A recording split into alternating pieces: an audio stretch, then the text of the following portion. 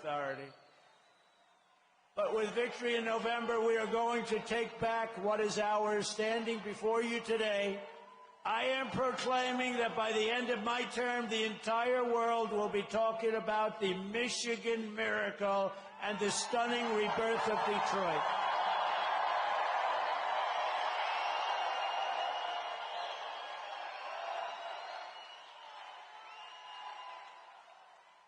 We'll bring back the auto industry greater than it has ever been. I'm not saying a little bit.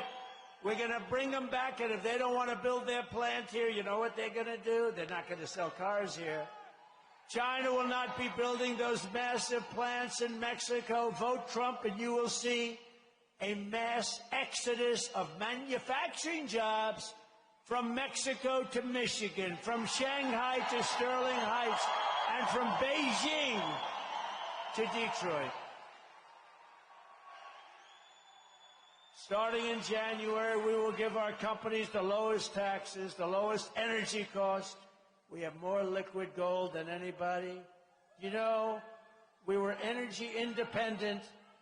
4 years ago, we were energy independent. We're going to give them the lowest regulatory burdens, free access to the best and biggest market on the planet. But you know what? If we're not smart, we're not going to have the biggest and best. We're going to be like Venezuela, like all these other countries that went radical left, socialist, communist. We'll be just like them. The centerpiece of this plan will be a 15% made in America corporate tax rate, cutting the tax from 21. So, if you remember, I cut, and everyone said it was impossible, I cut it from almost 40% to 21%. So now it's 21. Got it approved by Congress, if you can believe it. And those people helped me right over there. But we cut it from almost 40 to 21. Now, and that made us very competitive with other countries. Because, you know, we're competing against all these other countries. And, you know, we can say, let's make it 70%. That's okay. But everybody leaves and you have no jobs and you have a dead country. Because we have to compete against Japan and against China and against South Korea. We have to compete. But now what I'm doing is I'm taking it from 21 to 15%, but only for those who make their product here in the USA and hire American workers for the job.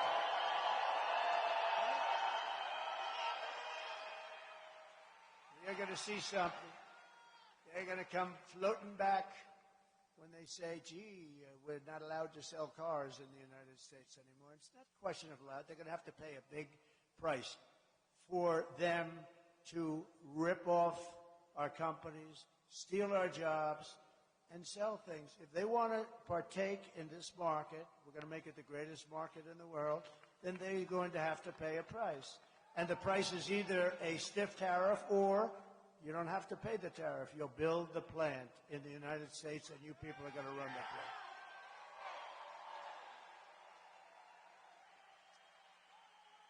And if these companies don't make their cars and products here, then they will pay that tariff. And when they send their product into the United States for the privilege of competing with our workers in our cherished and now protected factories, they're going to be cherished and protected companies. We're going to protect those companies. We're not going to let those companies be underbid and all of the things that they do to destroy them.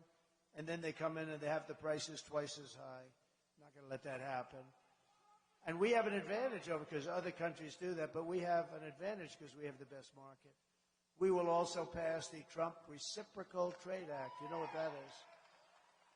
That means that if China or any other country, and there are many of them, most of them, charge us a 100 or 200% tax, then we will charge them likewise a 100 or 200% tax or neutral. It's called an eye for an eye. And you'll see them drop those numbers against you. You'll see everything start to work like it should. These pro-worker policies are among the many reasons why I've been overwhelmingly endorsed by the rank-and-file membership of the Teamsters. We have Teamsters here. And it's one of the reasons that we have incredible support from the workers at the UAW. They think that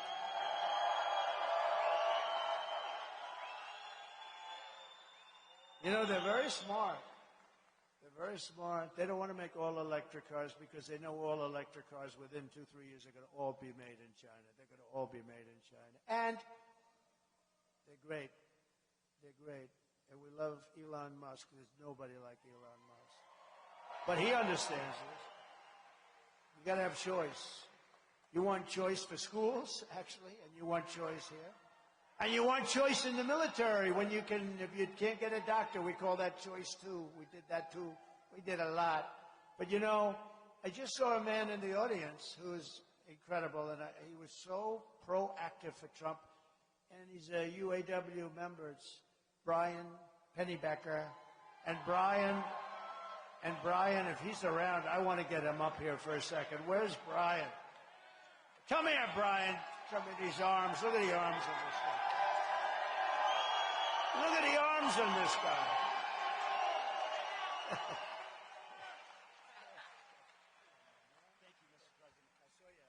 Thank you, Mr. President.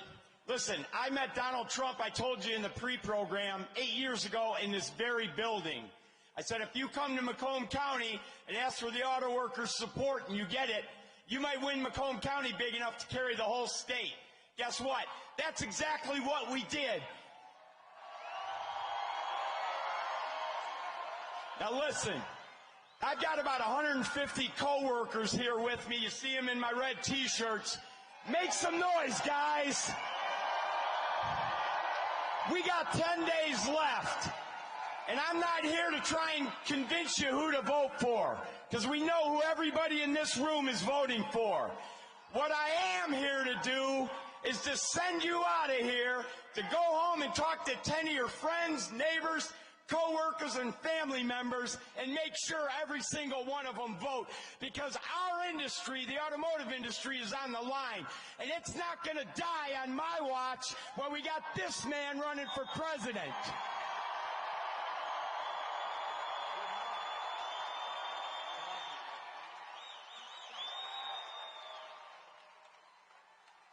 Thank you, Brian. Look at the arms on that guy.